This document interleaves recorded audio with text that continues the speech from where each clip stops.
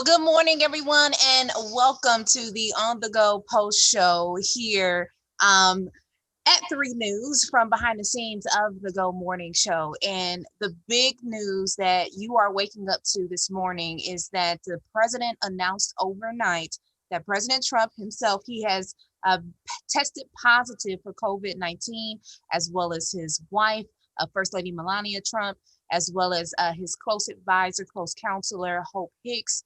And so big impact, guys, because the president was just here Tuesday for the presidential debate. And we all hear Maureen Kyle, Holly Sterno, who is about to go do radio for WTAM, Dave Chudowski, as well as Jasmine Monroe. And Jasmine, you've been covering and following this all night, looking at the different things that's going on and different information. Tell us the latest of what we all know right now.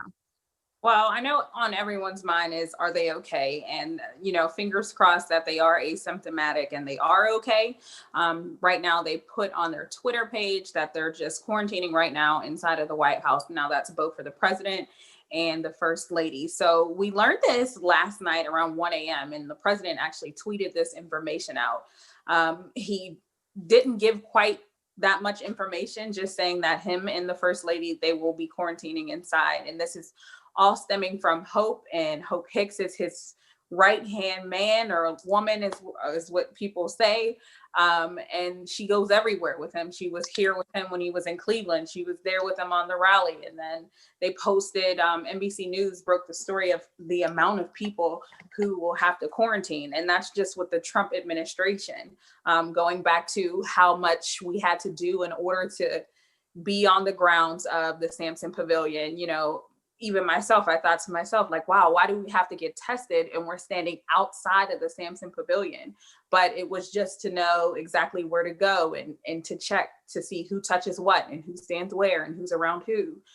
So it's just a lot of, tears to follow, exactly connecting the dots is what they say, what happens next. And just hoping that they're both okay and their team is okay. And, a lot of people were stressing with the president, but Hope Hicks is the one who had those symptoms and showed the symptoms. So we're hoping that she's okay too. But, a lot of people are saying like, this is just not what we needed, right? What are we, 31 days away from the election, 32 days away from the election, this happening. And was this information classified? Should they kept it secret? Because now we are at a very vulnerable state where the entire world now knows that, our head person in charge is not at his best.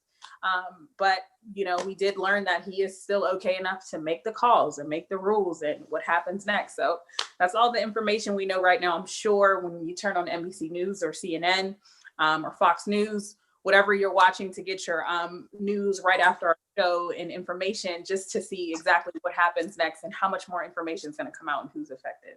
And we see all of you guys that are on right now on this Facebook Live. Many of you guys are watching, so go ahead and comment. I'll be reading your comments throughout this. And my goodness, the president and as well as former Vice President Joe Biden on the Democratic side, they're in the middle of campaign season as the elections are right around the corner. And so the president have to be quarantined for the next 14 days, actually had a rally scheduled for today. And so Maureen, we were talking this morning about like how this is going to impact this moving forward. Yeah, there's a lot of questions unanswered at this point. And so when we're talking about the campaign, these are the final few weeks. This is the final push to try and get those voters. So as you mentioned, he had a rally in Orlando today that had to get canceled. They have canceled all engagements, obviously, for the next 14 days. And that butts right up against another debate. So a big question that people are asking today, and of course there are no answers at this point, do those debates continue? Because what we've had now is we've had our president of the United States and the Democratic challenger, Joe Biden, on a stage together, 6 feet apart, but really, they were in a closed room and they were debating.